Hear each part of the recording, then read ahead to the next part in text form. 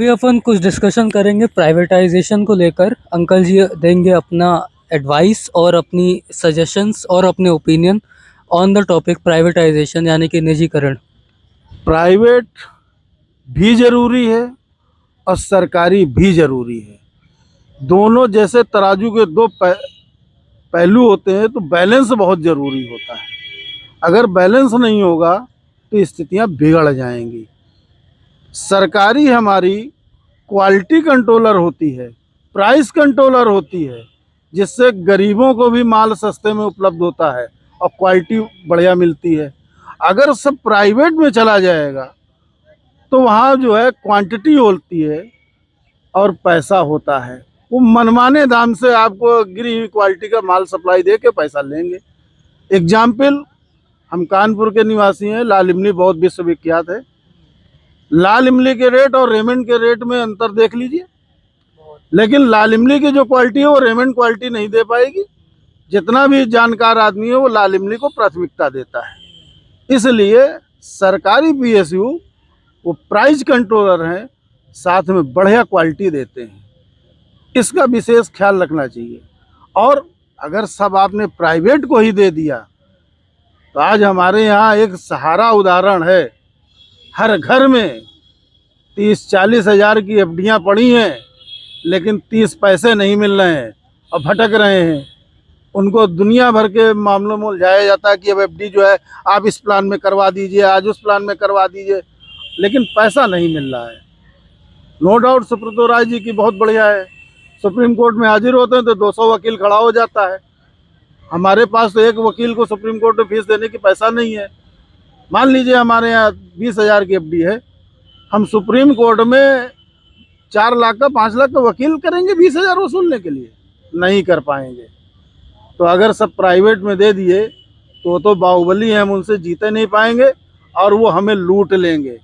आज TV news देखा था कि जितने देश के बड़े बड़े इंडस्ट्रीज हैं वो सब विदेश भाग रहे हैं। कोई ऑस्ट्रेलिया भाग रहा है, कोई सिंगापुर भाग रहा है, कोई दुबई भाग रहा है, गोल्डन वीज़ा ले रहे हैं।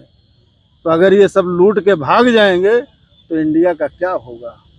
इसलिए सब कुछ प्राइवेट के हाथ में नहीं देना चाहिए। इसके बारे में सरकार को सोचना चाहिए कि प्राइवेट ही केवल अच्छा नहीं है, उसके साथ में सरकारी भी चाहिए। अगर सरकारी नहीं होगा तो गारंटी ख़त्म हो जाएगी। आज जो है प्राइवेट कंपनियां आ गई हैं, बीमा करती हैं। जिस समय बीमा करना होता है कहती हैं आपका इलाज फ्री हो गया आज से, लेकिन आदमी जब 6 महीने बाद अचानक कहीं बीमारी में जाता है अस्पताल में, तो उसका एक लाइन में लिख करके भेज देते हैं कि आप इस धारा के तहत कवर नहीं होते हैं, इसलिए अभी आपको कैशलेस इलाज नहीं मिलेगा। सरकारी में ये चीज़ें नहीं होती हैं। प्राइवेट वाले ये सब चालबाजियां करते हैं। बहुत से लोग शिकार हैं इसका। इस बारे में सरकार को सोचना चाहिए कि सब कुछ प्राइवेट ही नहीं ठीक है। अगर ऐसे ही प्राइवेट बैंक हो जाएंगे, कोई सिक्योरिटी रह गई? भाग जाएंगे, कौन उनसे लड़ पाएगा? कोई नहीं लड़ पाएगा। एक साधारण आदमी उनसे लड़ेगा कि हमारा 50,000 डूब गया, और 5 लाख का वकील या 25 लाख का वकील खड़ा करेंगे सुप्रीम कोर्ट में, तो उनकी सुनी जाएगी या हमारी सुनी जाएगी? हमारे पास तो बहुत सिंपल सा बहुत होगा, बहुत अंग्रेजी अच्छा जानने वाला होगा तो कहेगा साहब हम ही बोल देते हैं। वो बोलेगा, लेकिन हैवी वेट वहाँ वकील खड़ा होगा जो 25 लाख का है, तो जज साहब उसकी बात को ज़्यादा तवज्जो देंगे, हमारी बात कहीं नहीं रह जाएगी। अब नज़ीर है, फैमिली पेंशन मिल रही लोगों को। 1000 रुपये में किसी का घर चलता है, लेकिन 1000 रुपये में जी रहे हैं। अभी सुप्रीम कोर्ट से निर्णय हो गया, 2 जजों का निर्णय था, फिर 2 जजों की कमेटी में चला गया। उन्होंने कहा हम क्या करें, उन्होंने 3 जज की कमेटी में रेफर कर दिया। आज तक कमेटी नहीं बन पा रही है। और वहीं विधायक अगर 4 बार विधायक हो गया, 1 बार एमपी हो गया, तो उसकी 5 पेंशनें हो गई। वो 5-5 पा सकते हैं, लेकिन हम एक पेंशन सही सलामत नहीं पा सकते।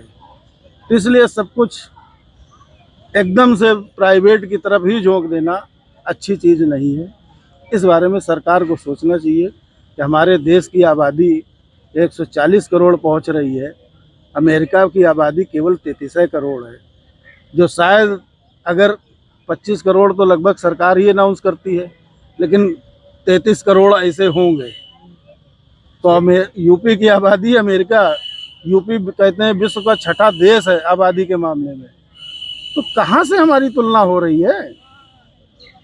तो हमारे यहाँ युवा वर्ग बहुत है, उसकी बेरोजगारी को मद्देनज़र रखते हुए इस पर भी सरकार को सोचना चाहिए।